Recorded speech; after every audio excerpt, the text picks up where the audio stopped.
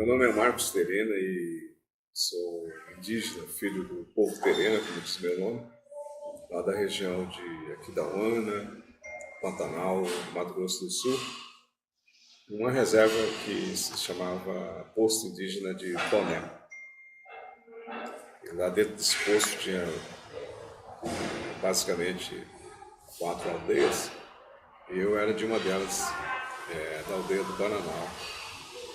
E essa reserva é por onde passava aquele chamado trem do Pantanal. Aquele trem que saía de São Paulo e ia até a Bolívia, passava ali na nossa reserva. Por isso a gente tinha muita facilidade de sair de uma região, uma cidade para outra, né? E por isso que ainda na adolescência fui aprender a educação do homem branco, ir para a escola em Campo Grande e a partir disso conhecer como funciona essa nova vida, né? Esse novo tipo de vida, porque nós não tínhamos nenhuma alternativa de viver um outro costume, outra tradição dentro da aldeia. Mesmo com a chegada da estrada de ferro, com a chegada do exército, com a chegada das missões religiosas, né, principalmente as evangélicas. E por isso que, ao longo da minha vida, tive a oportunidade de conhecer vários pastores, vários bispos, vários militares, né? Mas eu não conhecia a FUNAI. Nunca tinha tido qualquer relacionamento com a FUNAI e aparentemente a FUNAI era um órgão de repressão. Ele era para cuidar dos índios. E muitos de nós tínhamos medo de mexer com a FUNAI. O diretor da FUNAI naquele tempo se chamava inspetor de índio. Depois foi chamado de delegado dos índios, para vocês verem como que os povos indígenas tinham um tipo de relação muito ruim com o governo brasileiro, com a FUNAI, com o Serviço de Proteção ao Índio. E depois, então, de conhecer a FUNAI, já em Brasília, já mais adulto, então eu passei a compreender como estava esse relacionamento entre a questão indígena, entre os direitos indígenas, Constituição brasileira, Estatuto do Índio, as regras internacionais, como a Convenção de Genebra, né? E também o papel do índio em toda essa história, né? Chamado índio brasileiro. Quem somos nós perante a sociedade brasileira? O que significa, ou qual o valor que temos, qual o peso que temos na composição da sociedade brasileira? Como um selvagem, né? Aquela história velha de discriminação, preconceito, que todo mundo repete, e até mesmo de tratar a gente como incapazes, de acordo com o Estatuto do Índio. A gente percebeu que, aí já com um grupo de 7 jovens indígenas, né? Depois com 15, a gente foi formando, sem querer, um movimento indígena, um movimento de conscientização, de debate, né? A gente evitava pegar dinheiro, auxílio financeiro da FUNAI, para a gente não ficar dependente da FUNAI, e a gente procurava ter um emprego, né? Mesmo que fosse um salário mínimo, a gente procurava ter o nosso dinheiro no bolso sem ficar pedindo, sem passar pelo paternalismo, pelo assistencialismo que a FUNAI naquele tempo oferecia, né? Porque nós estávamos nos formando, indo para a universidade, que era o nosso sonho, indo para os encontros com os estudantes universitários, com jornalistas. E isso foi abrindo a nossa consciência, né? Foi abrindo o nosso pensamento e abrindo também a nossa forma de ver o mundo moderno. Quem eram essas pessoas, por exemplo, em Brasília, né? O que era o Congresso Nacional, o que era o Supremo Tribunal Federal e o que era o governo brasileiro, a presidência da República, né? E, sem querer, a gente começou, então, a criticar de forma operacional, de forma bem lúcida, essa relação com o poder público, relação com o governo brasileiro. A gente percebeu que todas as leis, a Constituição, o Estatuto do Índio, a Convenção de Genebra, que hoje a gente conhece como Convenção 169, não foram escritas pelos indígenas, não foram debatidas com os indígenas, foram feitas com os especialistas em índios que pensaram formas positivas, né, de proteger esse tal de índio. Então, nós percebemos também que esse sistema ele tinha uma visão do índio, né, uma visão padronizada do cocar, das pinturas. Ele não via o índio com capacidade de conversar, por exemplo, a economia, o desenvolvimento, a ecologia, né? Então, tudo que a gente falava no Dia do Índio, na Semana do Índio, era uma coisa assim, bem bonita, mas era como se fosse inédito, uma mensagem inédita, o que para nós era uma coisa normal do nosso dia a dia, da nossa vida, mesmo fora da aldeia. Muito importante isso, quando você tem a aldeia como referência, como você tem seus pais, seus irmãos mais velhos, seus tios, né? E a própria aldeia como referência da sua vida, da sua identidade na cidade. Quem tem isso, ele tem um comportamento de respeito, por exemplo, pelos mais velhos, de respeito pelas crianças, de respeito pelas mulheres, sem necessariamente criar organizações específicas sobre esses temas, né? Porque a tendência que o homem branco, como nós chamamos, é criar movimento da juventude, movimento dos velhos, terceira idade, movimento das mulheres, né? Associações, organizações. Para nós indígenas isso faz parte de um conjunto só. Então, quando surge um movimento ecológico, a gente mostra que o conceito de viver bem, o movimento verde, né, como se chamava, era o nosso dia a dia. Mas para isso, a gente precisava de ter, por exemplo, terra, demarcação das terras.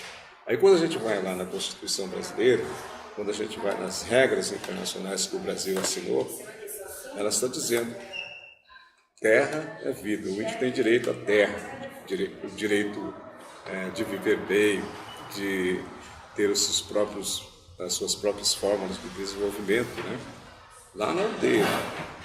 Então, quando chegam os grandes projetos, a aldeia geralmente não está preparada para receber esses impactos. Impacto grande. Você vai fazer uma hidrelétrica perto de uma reserva indígena, como o Parque do Xingu, você altera todo o sistema dos rios, das aves, dos animais, dos peixes.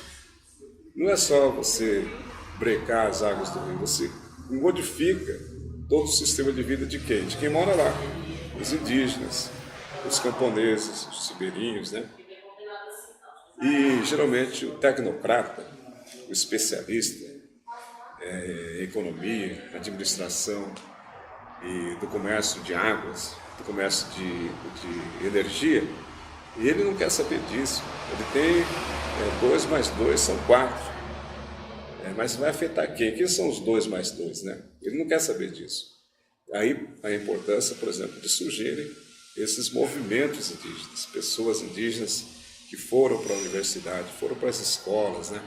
Aprenderam a ler, aprenderam línguas estrangeiras, aprenderam a debater com o Banco Mundial, com o Banco Interamericano, aprenderam a discutir as mudanças climáticas. São indígenas brasileiros que geralmente no Brasil não tem espaço.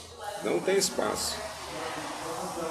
Porque muitas vezes também as organizações ecologistas, as organizações de direitos humanos, as organizações de apoio ao índio, eles tendem a ter o comportamento de falar pelo índio, substituir a voz do índio. Isso está acabando, tem que acabar. Não se deve menosprezar esse tipo de ação que aconteceu, mas essas entidades precisam compreender que hoje temos, por exemplo, no Brasil, um movimento de índios universitários, temos índios mestres, temos índios com formação em doutorado, temos índios dando aula na universidade, temos índios também na área tecnológica, da informação, fazendo movimentos através da tecnologia moderna, por exemplo, como esse que nós estamos usando. E temos índios também que escrevem pensamento, a chamada literatura indígena, onde está se usando a forma de chegar ao homem branco, intelectual, o amigo do índio, e até mesmo o poder judiciário ter que aprender a ler a literatura indígena. O poder judiciário, por exemplo, ele não tem costume de ouvir o debate jurídico e de justiça e de direito com a realidade dos povos indígenas, realidades dos povos indígenas. Se você pega o índio Guarani, Kaiowá, que está sofrendo perseguição dos fazendeiros lá no Mato Grosso do Sul, é uma situação. Se você pega os índios Yanomami, lá na fronteira com a Venezuela, onde tem nióbio, onde tem ouro, onde tem cassiterita, tem florestas, tem água, é outra situação. Então, o juiz, que nunca estudou na vida dele direitos indígenas, geralmente são jovens com menos de 40 anos, juízes com menos de 40 anos, o conselheiro, o pajé da nossa aldeia, ele tem que ter mais de 40 anos. É a sabedoria acumulada, o conhecimento. Aqui na cidade não basta passar nos exames, nos concursos, a pessoa vira juiz, a pessoa vira ministro, por exemplo, dos Supremos, sem conhecer, por exemplo, direitos indígenas. Então, a literatura indígena, esse universo, essa cátedra de saberes, precisa ser uma referência para aquelas pessoas que decidem o direito indígena e o futuro dos povos indígenas. Você imagina, por exemplo, fazer uma hidrelétrica. Quem é o economista indígena que está trabalhando lá? Nós somos contra a luz elétrica? Não somos. Mas nós sabemos que existem formas hoje no mundo moderno, e o Brasil precisa utilizar isso com o vento, por exemplo, sem ameaçar a fauna, a flora. Nós temos, por exemplo, a questão da diabetes, do câncer, do AVC, matando os indígenas. Qual a resposta para a saúde do índio? Então nós temos agora índios fazendo medicina, índios fazendo enfermagem em nível de mestrado, em nível de doutorado, inclusive. Mas essas pessoas são convidadas, são chamadas para compor a metodologia de uma política indigenista moderna? Geralmente não. Por quê? Porque essas pessoas podem criar um novo conceito. Eu penso, como o criador do primeiro movimento indígena no Brasil, quando chegamos em Brasília, eu penso que nós temos que acreditar nessa nova geração de líderes indígenas.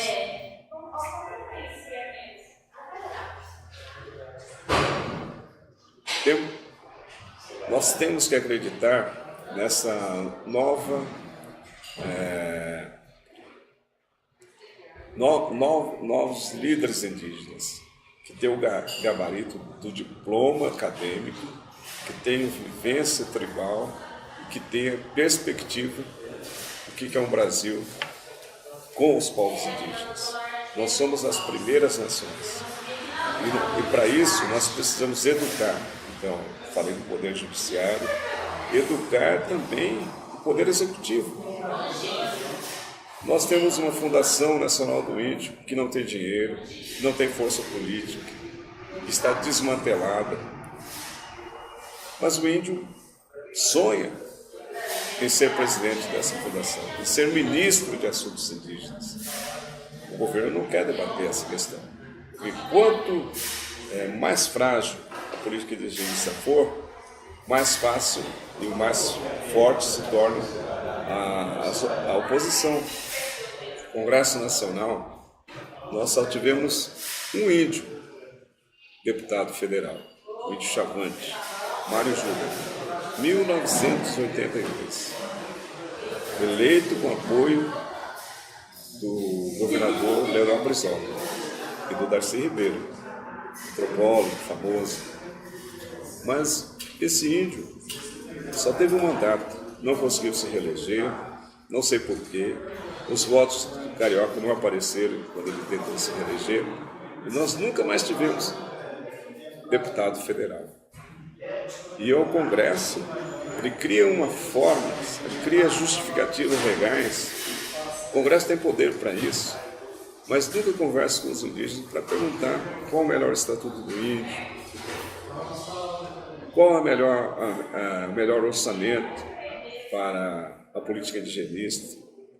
E a FUNAI também não tem essa força de negociação. Por isso que esses indígenas, esse movimento indígena, que não é uma ONG, não é uma OCIP, mas é um movimento de consciência, um movimento cabeça, como a gente chamava lá em Brasília. São pessoas que nem sempre aparecem na mídia, nem sempre aparecem dando entrevista. São indígenas que estão se formando e que vão, no futuro, usar, por exemplo, o sistema educacional. Aqui no Brasil não tem universidade indígena, universidade dos povos indígenas. Todas as universidades querem ter índio com bolsa, com cotas nos seus quadros, mas não querem apoiar a criação da universidade indígena. Por quê? Porque universidade indígena, índio no Congresso Nacional, significa autonomia, livre determinação dos povos indígenas. E o brasileiro, o governo, não precisa ter medo disso. Nós nunca vamos nos separar do Brasil. Nós nunca vamos entregar o Brasil para as multinacionais. Quem faz isso são os representantes políticos, são os representantes governamentais. E que nós, quando tivermos esse corpo intelectual, esse movimento indígena, que não seja partidário. O movimento indígena não pode ser partidário. O movimento indígena tem que ter a visão, o sonho dos antepassados, mas sempre olhando para o futuro, para trazer o bem-estar para os nossos filhos. Então, fazer essa análise inicial do que seria o conceito de índio no Brasil, diante de tanta conexão com a informação, internet, WhatsApp, celular, que já chegou na aldeia, não pode ser uma brincadeira. São equipamentos que a gente pode utilizar e que está sendo utilizado por muitos líderes indígenas para afirmar a dignidade dos povos indígenas, das nossas aldeias, mas afirmar também a nossa vontade de contribuir com o equilíbrio ambiental, com o desenvolvimento, com qualidade de vida para todos e principalmente para aquelas comunidades que estão lá na aldeia, que nem sempre têm oportunidade de defender seus direitos nos grandes centros. E essa consciência indígena, ela está sendo semeada. E não tem sentido nascer um grupo de índios com consciência sobre seus direitos sem saber também o que significa ser pobre na sociedade do homem branco.